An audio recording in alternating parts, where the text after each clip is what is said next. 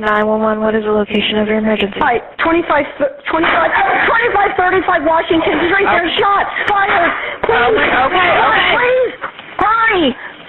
As soon as the Brevard Sheriff's Office says 83-year-old George White ran to his neighbor's house after his grandson, Jeremyah Campbell, shot his 81-year-old wife, Mary White, those neighbors called 911 as bullets came flying through their front door. I'm your West Melbourne community correspondent, James Sparvero. For the first time, we're hearing the terrifying 911 call back in July when deputies say a young man drove from Texas to Brevard County and killed his grandparents.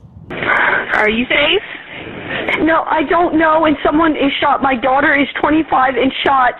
It started at the neighbors, and he came over, and I let him in, and I locked the door. And as soon as I let him in and locked the door, shots started firing. The young woman lived. Since my last report on this tragedy, the state attorney's office also gave me this note the sheriff's office says was on the White's refrigerator.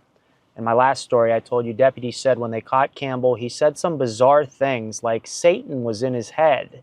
There's more comments along those lines written on the note. It's titled Daily Confessions, and the first of these bullet points reads, "Every curse of limitation in my life shall be destroyed by fire today in the name of Jesus."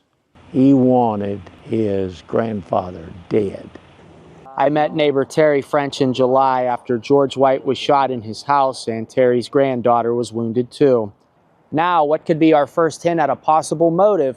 I also just learned, working to get answers from prosecutors, that a family member told deputies Campbell and his grandparents had an argument earlier that night because the family thought he was on drugs.